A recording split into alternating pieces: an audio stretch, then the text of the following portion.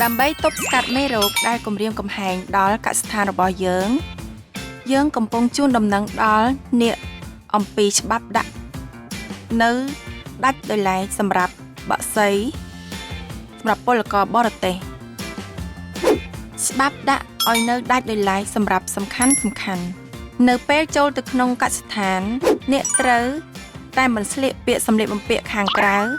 ហើយស្លៀកសម្លៀកបំពាក់ការពារមេរោគនិងស្បែកជើងការពារពិសេសច្បាប់ដាក់ឲ្យនៅដាច់ដោយឡែកពីគេសំខាន់ពីរកុំចូលតាមទ្វារក្រោយ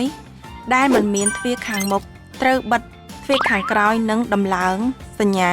ហាមចូលច្បាប់ដាក់ឲ្យនៅដាច់ដោយឡែកពីគេសំខាន់3ពេលចូលបន្ទប់អ្នកមិនត្រូវស្លៀកសម្លៀកបំពាក់ការពារដែលមានស្រាប់ទេអ្នកត្រូវតែបដូរទៅសម្លៀកបំពាក់ការពារថ្មី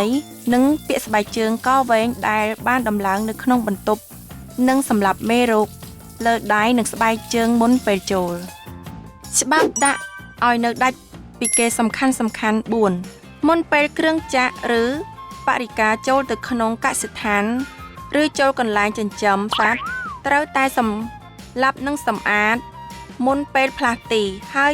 ត្រូវតែសម្លាប់មេរោគផងដែរច្បាប់ដាក់ឲ្យនៅដោយឡែកពីគេសំខាន់5កម្មករដែលធ្វើការនៅក្នុងកសិដ្ឋានត្រូវបានហាមឃាត់មិនឲ្យនេសាទ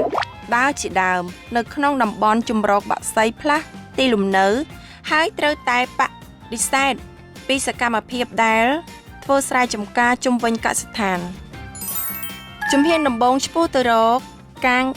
ដាក់ឲ្យនៅដាច់ពីគេដោយសុវត្ថិភាពការចងចាំនិងការអនុវត្តច្បាប់ដាក់ដោយឡែកពីសត្វបក្សីគឺជាគន្លឹះក្នុងការការពារកសិដ្ឋានរបស់ពួកយើងពីមេរោគ